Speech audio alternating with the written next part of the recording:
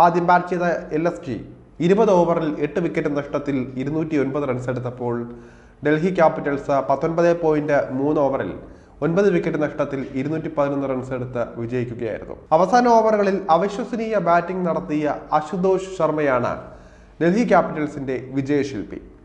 LSGക്ക് അതായത് ലക്നൗ സൂപ്പർ ജയൻസിന് വേണ്ടി Nicholas Pooran, Mitchell Marsh എന്നിവർ നടത്തിയ വെടിക്കെട്ട് വിഫലമായി പോവുകയായിരുന്നു.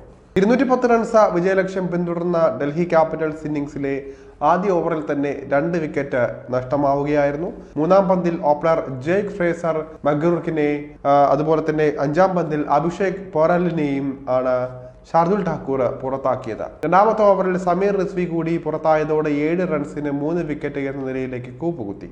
ഓപ്പണർ ഫാഫ് ഡുപ്ലസിയും അതുപോലെ തന്നെ ക്യാപ്റ്റൻ അക്ഷർ പട്ടേലും സ്കോർ ബോർഡ് ചലിപ്പിക്കാനുള്ള ദൗത്യം ഏറ്റെടുക്കുകയായിരുന്നു. അക്ഷർ 11 പന്തിൽ 22 റൺസുമായി പുറത്തായി.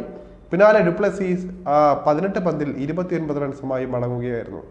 15 പന്തിൽ 5 ബൗണ്ടറികളും 2 സിക്സറുകളും സഹിതം വിപ്രാജ് 39 റൺസാണ് വാരിക്കൂട്ടിയത്. അശുതോഷിനൊപ്പം വിപ്രാജ് കൂടി ചേർന്നതോടെ ഡൽഹിക്കും വിജയിക്കാമെന്ന സ്ഥിതിയായി. വിപ്രാജിനെ വീഴ്ത്തി ദിഗ്വേഷ് റാത്തി LSGയെ വീണ്ടും കളിയിലേക്ക് തിരിച്ചു കൊണ്ടുവരികയായിരുന്നു. അവസാന ഓവറിലെ 3-ാം പന്ത് സിക്സറിന് പറത്തിയാണ് 1 വിക്കറ്റ് മാത്രം ശേഷിക്കെ അശുതോഷ് അവിശ്വസനീയമായ വിജയം ഒരുക്കിയത്.